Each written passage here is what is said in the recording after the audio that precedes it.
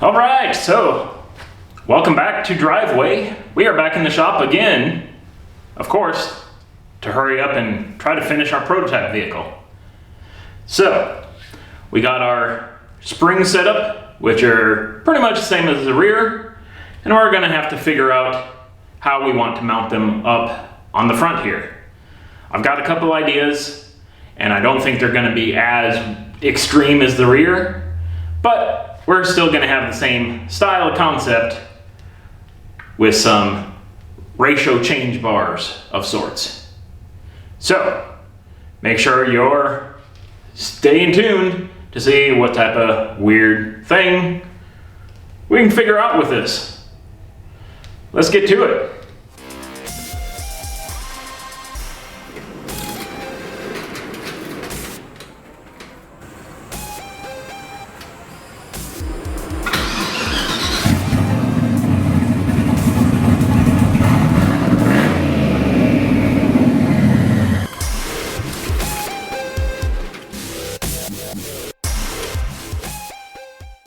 All right, so just like the rear, which in this case, they're all just like the rear,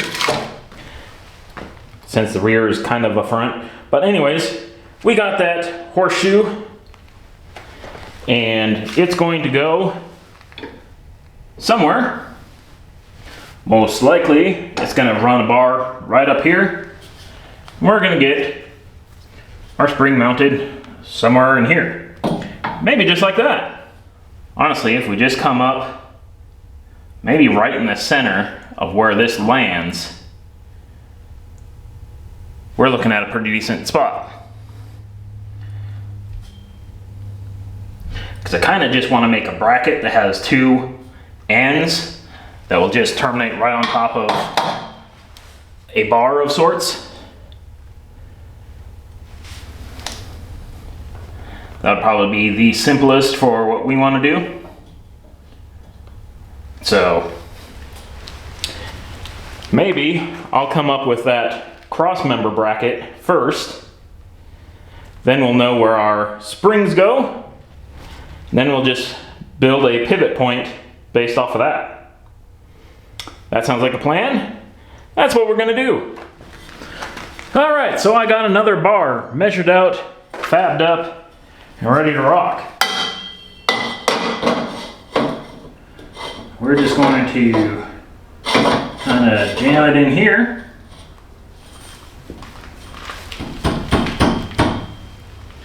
That's about where it's going to go. We'll double check with measuring tape at a little bit later point, kind of when we get this fab section finished up.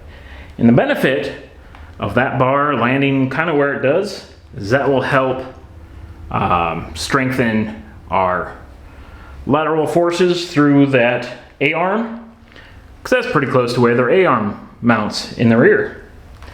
So that's pretty nice there.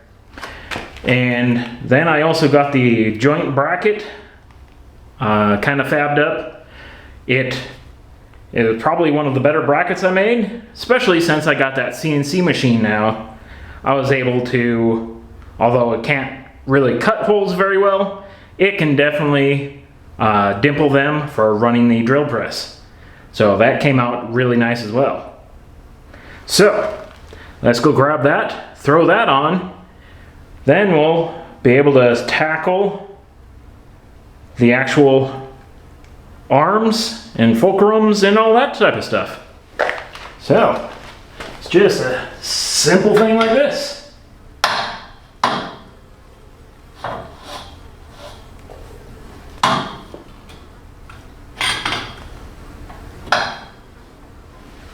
Something like that. So I think that's going to work out really well. Gives us a good center section there. It just all around looks great. It's kind of what I was aiming for. So now we'll just have to fab up the arms for our fulcrum joints, and we shall be set. Kind of liking how this is turning out, and it's going a lot faster than it did on the rear. which is also nice. All right, so pretty much to test our ability to make some interesting brackets, we're just gonna test this thing out with the engraving bit and see what happens.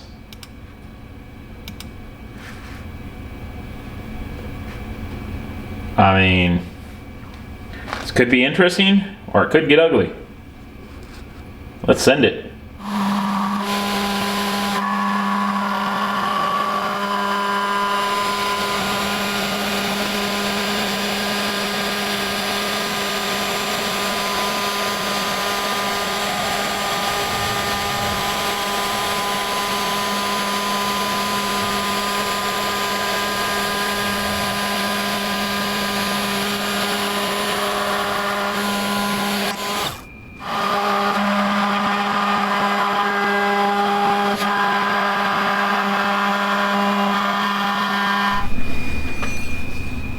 Alright, so as a whole, that's not terrible.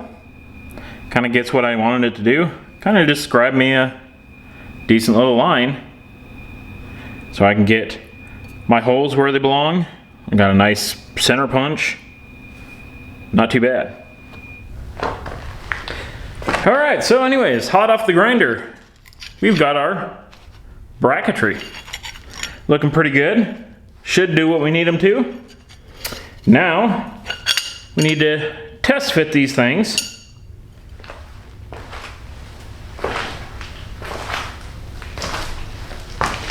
For the most part, I believe we're going to be a 2-washer setup. So we can throw these guys together just for a real quick check. That one's hot.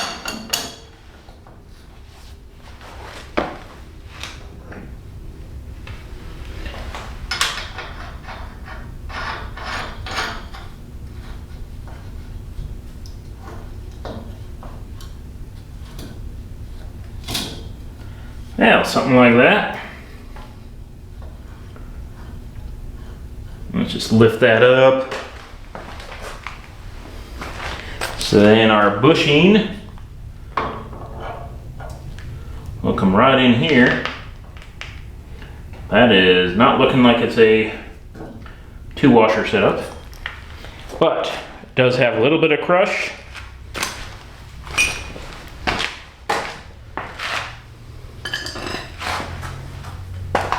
Let's just crank it down and see where it goes.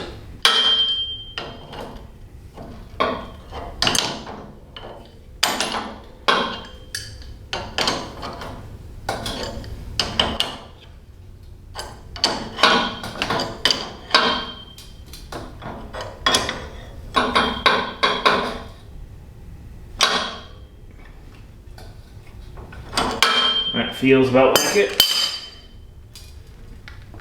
Oh yeah, those don't move worth a darn. That means we're sitting good.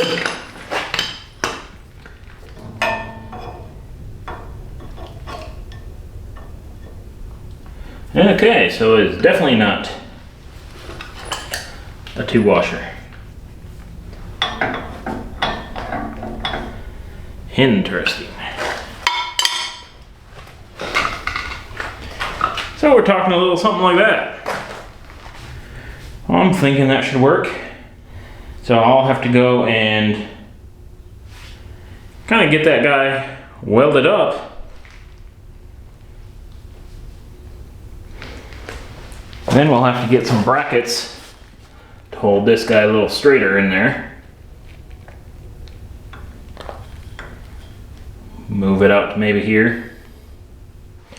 So it's been almost, well, actually, it might even be more than a week since I started the whole suspension set, and we're finally to the point where we're done, or almost done, getting close to done. We'll finish it up here in a couple minutes. But you can see we got our rocker guys, whatever we want to call them. And then I just finished grinding out these tabs to go on the cage. They're pretty darn close. So basically I just have to do some final measurements and get the welder out and give her a couple tacks. And then we gotta cut the tube for our suspension rails, rods, whatever you want to call them. And we'll be pretty much set from that aspect. So that'll be nice too. Anyways, I just need to make sure this bracket is centered and that this bar across is properly distanced. And then we can start zapping these things down. So that will definitely be nice.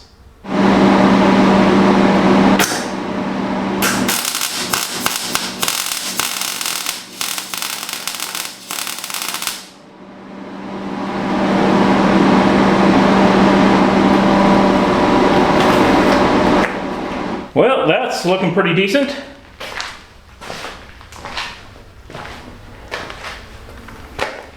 Everything's kind of zapped in there. Should be. Yeah, she's in there. Not going anywhere. Now we just need to measure for our rods here. I'm thinking, let's see. Hopefully they're the same on both sides. Looks about right. So we got 7 inches on each side. So we'll cut a couple links and we'll throw them in there, and we're not going to weld them in quite yet because I have no idea where our ride height is going to be, and those rods will set that up. So I'm just setting it up as the longest they'll ever be is 7, and we'll go from there. All right, now it's pretty much the moment I've been waiting for quite some time. We're just about going to have this thing supported by its own suspension. Haha!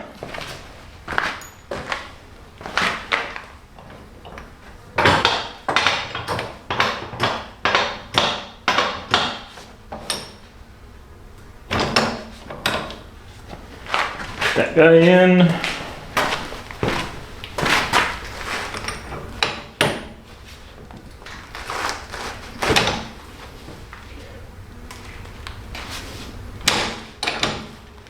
That guy's in.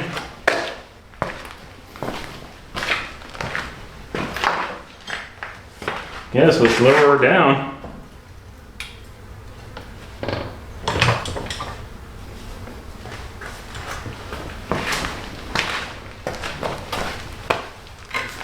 Beat these guys around a little bit.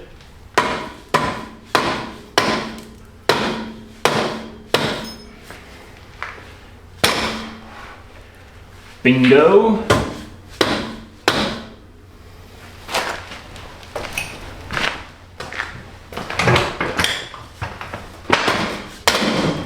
And bingo. Yahtzee, boys.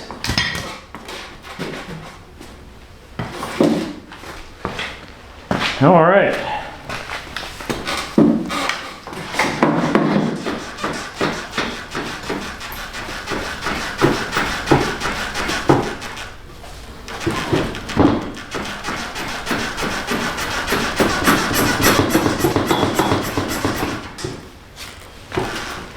Work some of that suspension in.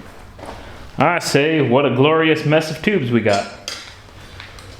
All right, well that looks like a pretty good spot for now.